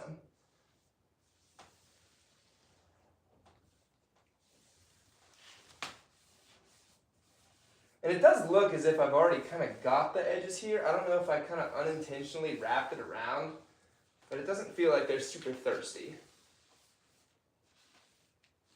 And I feel this towel kind of disintegrating a little bit. I'll flip it over, get a new spot. Again, if you get new fresh towels, the issue there is you're going to spend a bit of the finish trying to saturate the new fresh area in the towel, rather than putting that finish into the grain of the wood. No big deal. I think we're going to have plenty here. One thing that I can just start talking about before I get there is it does say on the Rubio Monocoat can, when you're done with it, you want to put all your used rags and towels and gloves if you had them. I don't. I wish I did today, but I ran out. Everything you use that's saturated with the Rubio Monocoat, it says put it in a cup and then put water in the cup, like really soak it, because it warns that it is possible for the Rubio Monocoat to spontaneously catch fire. I guess it's some crazy exothermic reaction that happens once every while with the perfect storm of God knows what happens. I've never had that happen, and it's terrifying enough, especially in a wood shop, that I'm going to heed their advice. Almost done. Yeah, get your questions ready, if you have any. We'll hang around for a second. Maybe I'll finish eating my lunch because I haven't done that.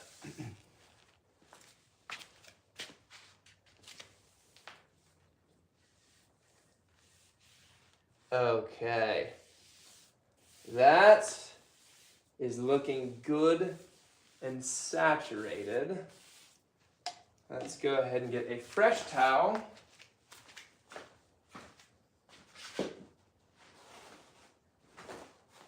Ah! Sorry, I screamed in your ear. And we're going to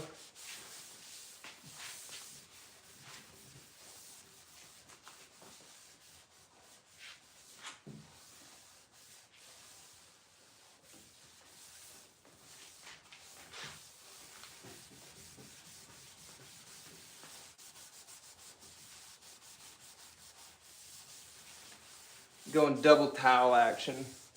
That way I can kind of grab the piece and not get my fingerprints on it.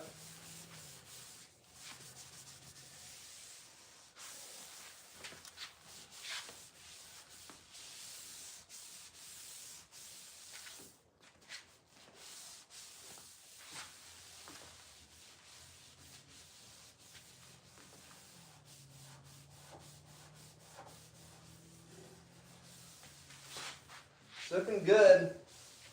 Very happy with this.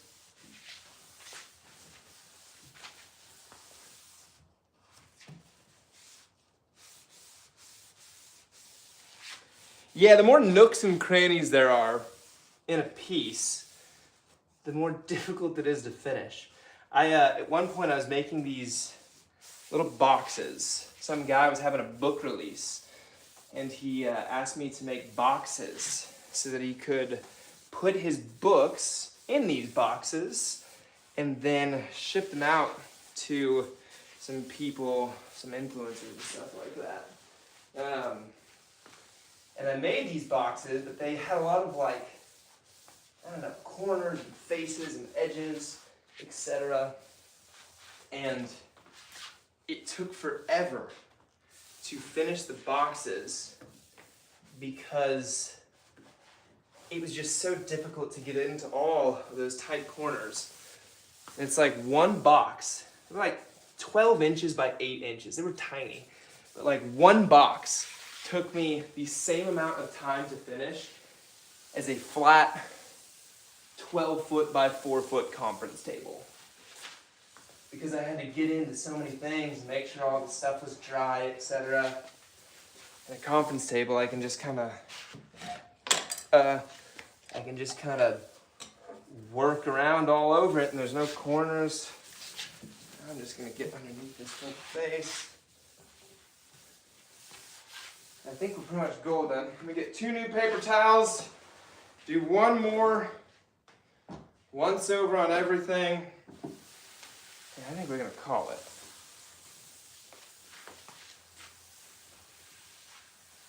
I'm very happy with the way this build turned out.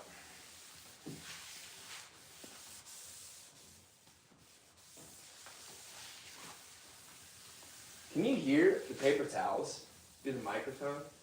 Is it a nice little pleasant paper towel noise? What do we got? A perfectionist. Thank you. Okay, it's kind of forced, honestly, by some of the clients. Kind of hilarious, Joe Mama. I don't know what you're talking about necessarily. Yeah, I wear sandals in the shop sometimes. Today didn't seem to be too sketchy of a day to wear sandals. I say that, if you were here in the beginning of the chat, your boy almost dropped literally this entire table on his toe. It wouldn't have really mattered if I would have had my normal shoes on. I never wear like steel-toed boots or anything. I just wear like athletic Nike shoes or something. But it would have been probably worse if I was in my sandals. Okay, just making sure the inside doesn't have any rogue drips. That'd be a great band name, the Rogue Drips. I get down here really, really well. Up in the corner, you're not gonna be able to see it as well, right? But down here, theoretically, if you're sitting at the desk, you can see it. And what I'm also noticing here is that as I'm doing this last wipe over, I don't see anything getting onto my rags, meaning that it's kind of in there and it's not coming off anymore. So gang, we are gonna call it. Woo! That is how you finish a piece with Rubio Monocoat. Can you see? Why does it look like the camera's a little blurry? How much does timing and speed of the coating you're applying have to do with final sheen of the product? Great question. So this is a product from Rubio Monocoat called Oil Plus 2C. I guess that's the, yeah. Anyway, I don't know why it's not a more marketable name, but it's called Oil Plus 2C, and it only comes in one sheen, and it's this sheen. And I have not noticed any change to the sheen based on the speed at which I apply it. So if I let it sit longer, if I go quicker, all comes out to the same sheen. And it's not a matte at all. A matte's kind of like fuzzy, right? But it's not semi-gloss either. I would call it like a satin. And then the only glossiness to it is that, like you can see right here, the light is reflecting, but the light does that when it's just wood too. So the sheen is what it is. I think that Rubio Monocoat does have a product called Sheen Enhancer, which can give you a little bit more sheen, or it's a little bit more shiny, or glossy, if you will. But haven't noticed any change to the glossiness or the sheen based on speed. I'll just go right next to that one. GR, do you ever use a hard coat over the Rubio? 99% of the time, no. Let's call it 95% of the time. I would never use 2 coats of Rubio because the second coat would be binding to more Rubio rather than the actual wood. And I think it's supposed to molecularly bond to the wood. So I don't think the second coat would be as effective as the first coat. What I have done in the past, there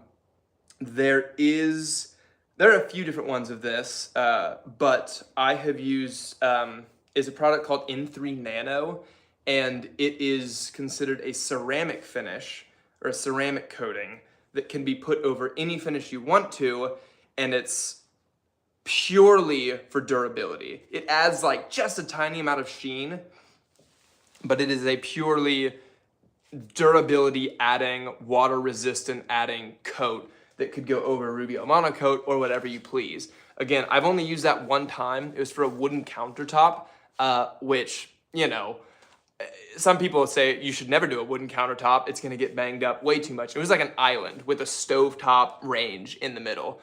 So I did use the ceramic N3 coating over that. I haven't heard back from the client since, but I think that is just something else you can do for more durability. Rubio Monocoat has, I forget what they call it, but they have products where they basically, months after you apply it, a year, 2 years, it's like a refresher or kind of just like an enhancer. And I think that adds a little bit more of the durability, brings back some of the colors as wood naturally fades.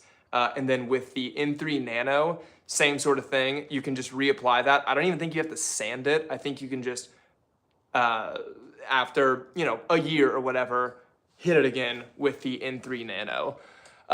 Let's see, the durability of this finish. Great question, Alice. I've been very happy with the durability of it. I actually have talked to, I think, the lead manufacturer at Rubio Monocoat. I have his number. He texted me. That's pretty cool. It was because I messed up on something, actually. But yeah, I was talking to him, so I was like, I'll ask him some questions. So I asked him about durability of it, and I think the main thing that people want to know is like cup rings. And what I always tell my clients is like, it's very durable. Use it like any other nice, durable wood product. Like, have dinner on it, have plates on it, have cups on it. If the cup is gonna sweat, I'd put a coaster down because, and this is from the manufacturer, he was like, it is rated to be able to withstand cup rings, but he puts a coaster on it because he wants his piece to look as nice as possible for as long as possible. There's only been one instance where I've had someone reach back out to me saying that they had an issue with the Rubio Monocoat. And what happened is their child wrote on it with pencil, and then they tried to get that off by bleaching it. And the bleach got it. So I had to refinish that table. But I have had no one else message back saying that they weren't happy with the durability of this. I think it's kind of industry standard, like Rubio Monocoat's pretty supreme. Yes, Thomas, we got a video idea about making a wooden frame for a go-kart. That would be sick. I'm definitely adding that to the list. Okay, as a hobbyist woodworker looking to start side jobs, what would you say the best way to evaluate your time to a potential client? Best way to evaluate your time to a potential client. So that's a tough question. I honestly think that the way that I would answer that is it's like a trial and error thing. And 4.5 years into it, 4.75, sorry. Got to have that last little quarter. I still am making errors with my evaluation of time. Like I underestimated this project, even without the remake of it. So what I try to do is essentially find out how much materials are going to be, and then find out how many hours I think I'm going to have to put into the piece, multiply that by my rate, add those two together, and that's what I charge the client. If I go under the amount of time that I estimated, then I get a little bit of win, and I don't change the price. If I go, no, other way around. If I underestimate how many hours it's going to take me, I eat that cost. I still charge the same amount. I don't say, hey, it took me twice as long. Labor is going to be twice as much. So I would just start with trying to knock out like a few pieces, figure out how long certain steps in those pieces take. You can kind of get a little bit of a benchmark for, okay, if the piece is twice as big, will sanding take twice as long, or it will take 1.5 times as long? Yeah, you just need to, I would say, do more pieces, get a better estimate of time, multiply that by your rate, and then add materials. Some people like to mark up materials. Some people charge differently. I don't know. I'm still, even 4.75 years into it, I'm still trying to figure out how to price things the best possible. And I still very much get it wrong. Good question, Brimstone there. Have you thought about making a Renfest mug for a friend? I actually have making mugs as one of the list items on my YouTube idea list. That'd be sick. Right now I'm in this fun little hybrid model of the business where I'm getting 98% of the measly income that I make from making custom pieces like this. And what did I say, 98%? 2% comes from any amount of content, and it's very small right now. And I'm trying to balance that to where I get to spend more time making content and getting rewarded for the stories I tell about these pieces, rather than relying on these pieces to make sure that I can pay rent and eat. And the reason I bring that up is because it's a really difficult balance right now to figure out what full-length videos I'm making, especially for YouTube, because there's a lot of videos that I really want to make and I think would be super entertaining, like the go-kart idea, like the Renfest mug ideas, where I could film videos over it and then post it to YouTube.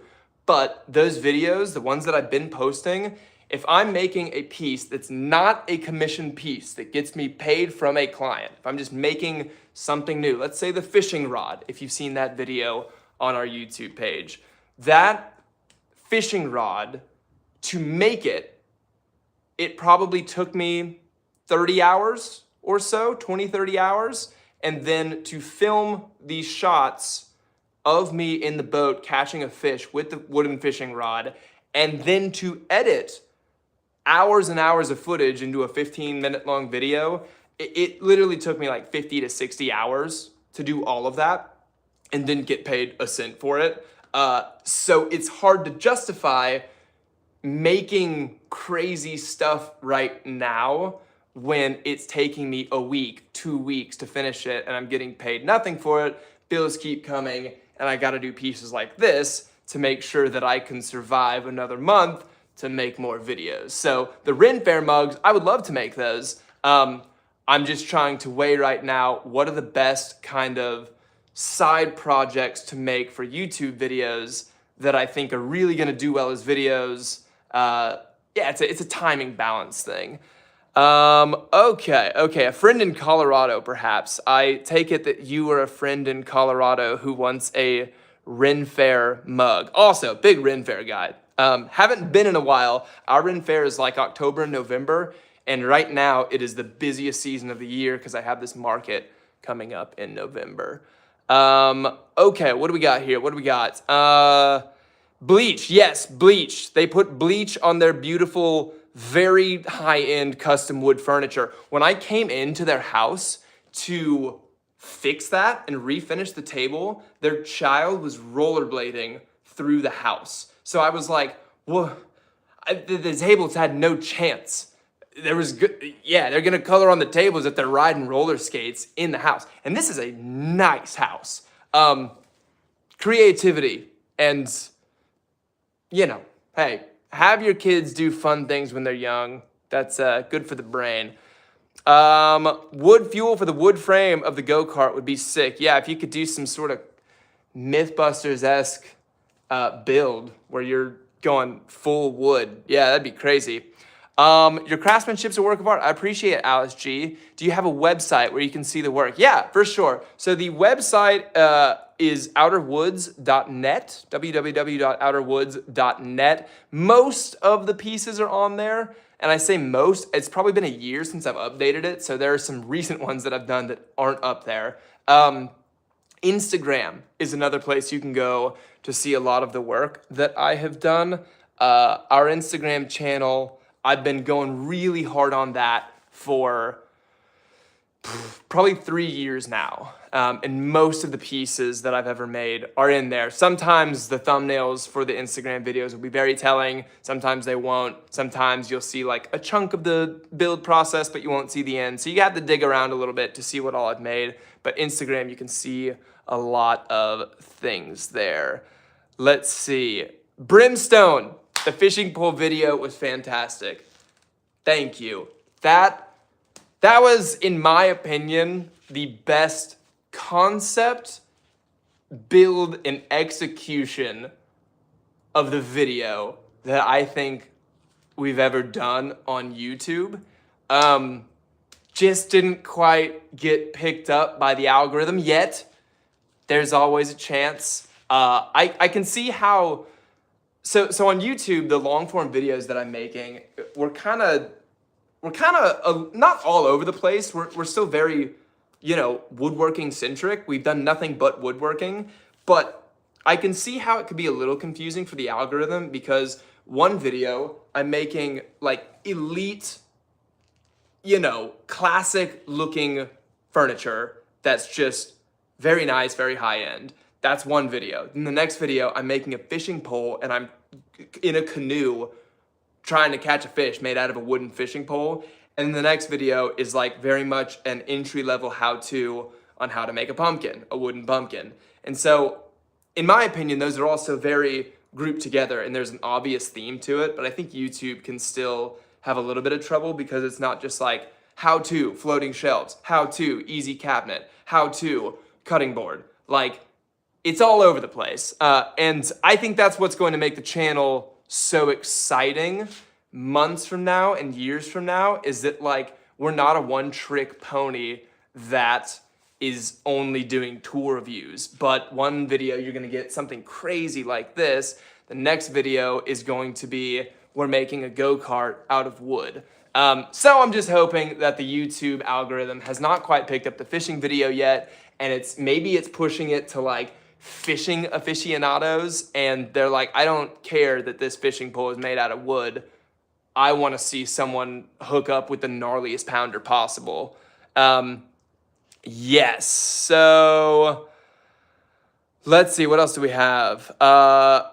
Yeah, the Ren Fest. Maybe a suit of wooden armor. That is also on the list. I'm telling you, this list it's ambitious. I mean, there's some things on the list where it's like, that's a 6-month build.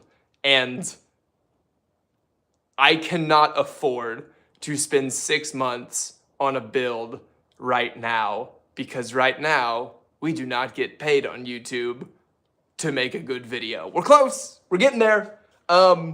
Yeah, wooden armor, that could be an extremely cool video, but the level of detail to get all those pieces working together, that would be quite a trick. Did I miss anything here? I don't think so. Yeah, that's pretty good. The last thing I'll say is that after the stream is over, you don't have to see this, I am going to go collect all of my towels, put them in this. Look at how perfectly we did in terms of how much monocoat we mixed. I'll get all the towels, I'll put them in there, and then I'll put water in there. The other thing I'm gonna do, it is October in Texas, which means it's still really hot. So I am going to close the big outside door, this guy, and I am going to throw the air conditioning on, put the fans on, put the air purifier on, to just make sure that the shop is a good, even keeled, temperature controlled area. Finette, we missed ya. Dang. Let's see. Yes. This is the table. We finished it. Woo, hooray. Yeah, it looks really good. Honestly, couldn't be happier with how it turned out. So Finette, if you want to go back, it takes a long time for these live videos to actually get uploaded to YouTube. I don't know why it takes so long to process, but this one probably won't be posted on YouTube until like 10 hours from now. Like if I hit end, it'll take like 10 hours for this video to get posted. So tomorrow you'll be able to see it. Joe Mama, what do we got? Oh no, the clip mic isn't working. That's so interesting. It says I'm locked and loaded on the receiver here, but not gonna lie, the other day I was wearing this thing and I forgot about it, and I was doing some heavy sanding. Earl, thank you very much. I was doing some heavy sanding, and as I got out of the trenches of sanding, I recognized that this thing was just caked in a coat of thick dust. So maybe I clogged something up in here. I could use the other one. But have you at least been able to understand things? Okay. Yeah, Finette, you can see this video in post tomorrow. You're in France. It's evening time there, so tomorrow morning it should be posted. Phone mic was honestly working even when you weren't faced away. Is this thing plugged in? Is that all the way? The receiver seems to be. Okay, sounds good. All right, we'll take it. Yes, there's a lot of information, Finette, about the finish that I used and how I applied it. Hopefully that helped. I would recommend that finishing method on my life over any other method because it's just so consistent. That's the thing. That's all we got. We'll probably try to do more live videos this week. The trick is the pieces that we're making the rest of this week, primarily the guy behind me, this one. See that thing? This guy? That would be really cool to do some live videos on. Unfortunately, I still don't have an answer for how I'm going to deal with, I need to film on my phone to capture just like iPhone footage on my camera roll for Instagram and YouTube Shorts, but also my phone is the thing that captures these live videos. So I need another recording device, and I don't know the most cost-effective way to do that. I don't know if, I would imagine that would be my live thing. And I could do my laptop, but I just don't know, like you see how many times I move the camera around, so I don't know how a laptop would do on a stand, trying to get the right view and everything. I can also tell you my laptop is so caked in dust that I don't know how it would perform too, and I don't want to mess it up even further. So I need like a webcam and another mic or something like that. So I'll keep figuring that out. We'll definitely do more live videos this week. I hope to do something live related to this guy. That's gonna be a wild piece when it's all said and done. But yeah, we'll do more live videos this week. There's a bug. I don't know if you can see it or just see me kind of messing with things. Yeah, if no one has any more questions, I'll leave it for just a second longer. I do need some water. And then one more time, these are the corners that I originally cut out of this piece. See how they fit there? That used to be right in there. So that's what we did today. Finished it up. And then last thing, for people that have just come in and didn't see it at the beginning, the piece we were working on Friday is right there. The glue up went really well. I'm super excited about that one. It's an interesting blocky piece, but to each their own. I guess they liked it. So that's all we got. Check one more time. Questions? Yeah, iPhone's really good for shooting 4K, 60 frames per second. If that's your jam, get a used one. I assume you're not being facetious. I'm not the most techie guy in the world. I do actually have an opportunity to get an old used iPhone that's still in great condition and is actually a newer model than the one I have. And so I'm thinking about doing that. But yeah, I mean, I'm happy with how the iPhones shoot everything. Brimstone, I really appreciate it, man. Thank you very much. Your questions and your comments today were super engaging. I appreciate you being lively in the chat. Okay, great. Joe Mama is serious. iPhone crew. I don't know. Some people are Android till they die and think the iPhones are trash. Okay. Cool, gang. A 360 camera stand. I'll look into that. I don't quite know what that is. Does it just like swirl around really easily or something? Oh, guys, one more thing. I've totally forgot about this. I hope I didn't lose everybody here.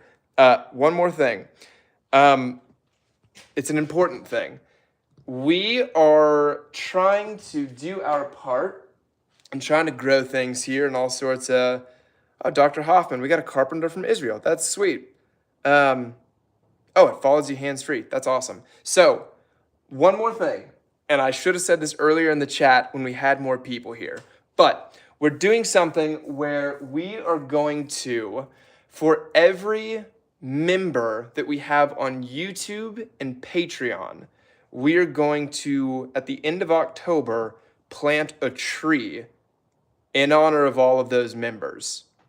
And if we get to 50 members between YouTube and Patreon at the end of October, we are going to do a live stream that will purely be planting a tree or multiple trees ceremonially. We'll try to pick a cool tree, a cool native tree, but a cool tree. I don't know where to get trees from, but we're going to find trees.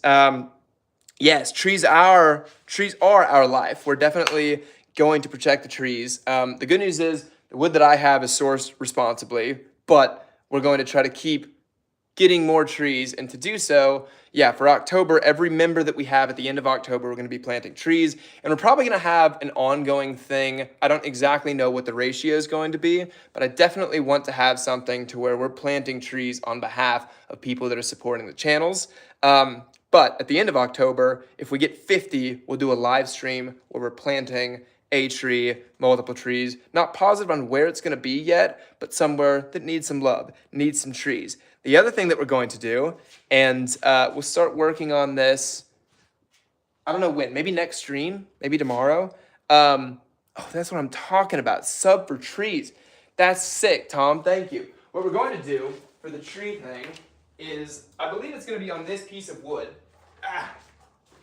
We're going to write the names of our members on this piece of live edge pecan. I had it for another project. I just needed the top of it, but it's a really cool slab, and we want to put our members on here to say thanks. We'll have it in the shop, and that's going to be where we're keeping track of all of our members. So I'll look through all the members that we have after the stream today, put everyone that we have on this stream, or on the pecan slab, and if we get to 50, yeah, we'll do a live stream with that. And again, every member will be an extra tree in October that we'll plant. And this slab particularly, the mill that made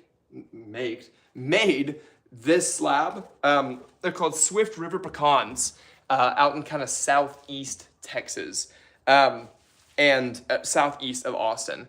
But they have a really cool business model where people around the area call Swift River Pecans, and they say, hey, we have a massive pecan tree that fell over on our land. There's a lot of very big ranches out there. And Swift River Pecan goes out there with massive trucks, cranes, forklifts, picks up these fallen over logs that fell over because of natural causes. They died of old age.